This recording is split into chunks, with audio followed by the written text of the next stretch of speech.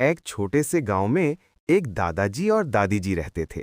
वे बहुत गरीब थे, लेकिन दिल के बहुत अच्छे थे। एक दिन वे खेत के रास्ते से जा रहे थे। तभी दादी जी की नजर जमीन पर पड़ी। वहां एक सोने का चप्पल चमक रहा था। दादाजी बोले, ये जरूर किसी अमीर का होगा, हमें इसे लौटाना चाहिए।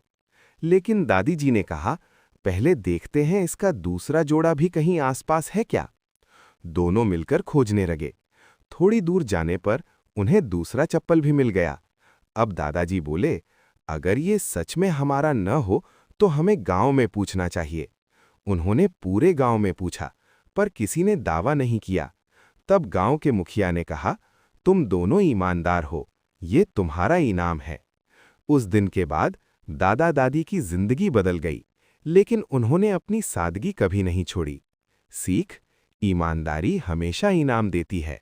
साधुवाद। एक छोटे से गांव में एक दादाजी और दादी जी रहते थे। वे बहुत गरीब थे, लेकिन दिल के बहुत अच्छे थे। एक दिन वे खेत के रास्ते से जा रहे थे। तभी दादी जी की नजर जमीन पर पड़ी। वहां एक सोने का चप्पल चमक रहा था। दादाजी बोले, ये जरूर किसी अमीर का होगा, हमें इसे लौटाना चाहिए। लेकिन दादी जी ने कहा, पहले देखते हैं इसका दूसरा जोड़ा भी कहीं आसपास है क्या। दोनों मिलकर खोजने लगे। थोड़ी दूर जाने पर उन्हें दूसरा चप्पल भी मिल गया। अब दादाजी बोले, अगर ये सच में हमारा न हो तो हमें गांव में पूछना चाहिए। उन्होंने पूरे गांव में पूछा, पर किसी ने दावा नहीं किया। तब गांव के मुखिया ने कहा, तुम दोनों ईमानदार हो, ये तुम्हारा इनाम है। उस दिन के बाद दादा दादी की जिंदगी बदल गई, लेकिन उन्होंने अपनी सादगी कभी नहीं छोड़ी।